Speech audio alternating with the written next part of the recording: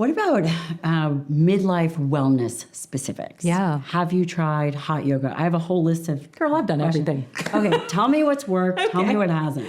Well, okay. Start with what you haven't liked. Okay, You've well- been like, oh my, I cannot believe they said to do the grapefruit diet. Yeah. I don't believe in any specific diets. I just do protein and as many colorful greens as I can possibly do.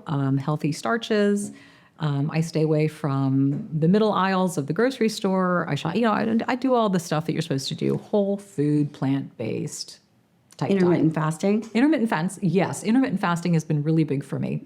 I was never a huge breakfast person anyway. So I like to have my last meal. And here's the other thing too. Oh my gosh, the early bird special. I have become one of those people who loves to eat at 5:30, 6 o'clock at night. I'm over the moon. If someone says, can we eat early? I'm like, yes, please. I love that window between eating my meal and having a good 4 hours of new food in my belly before I go to sleep. I also sleep better that way too. Mm-hmm. So that's been something wonderful. And then I won't eat until, so let's say that meal was at 6, 7 o'clock at night. I won't eat until probably noon the next day. So I like to give myself a good 16 to 18 hour window. It's just what works for me. What also works, I would say, well, first, it begins and ends with proper HRT, if you can take it for your body.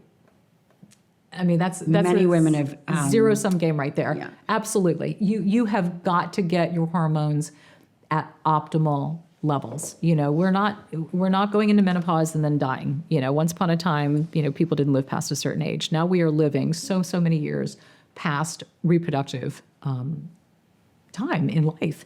And we need that to be optimal. And people always think about, you may hear this too in your practice, HRT isn't just for mitigating night sweats. Okay, this is for the long haul. This is for my 80-year-old brain that's still going to be able to solve a Wordle puzzle.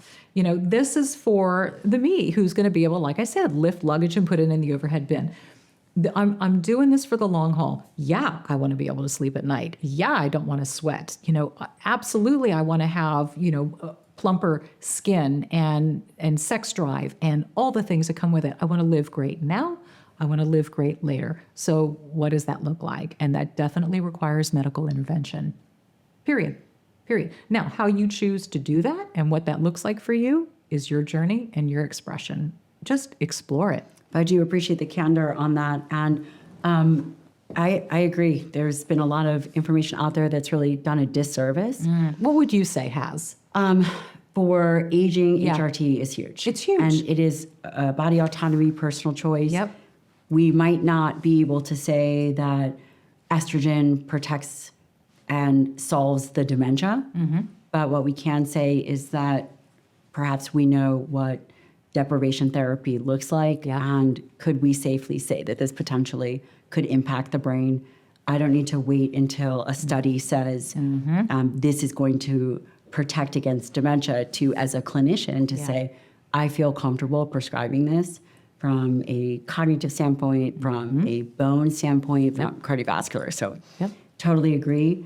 Hormone replacement therapy. And then lifting. You cannot. There's no replacement.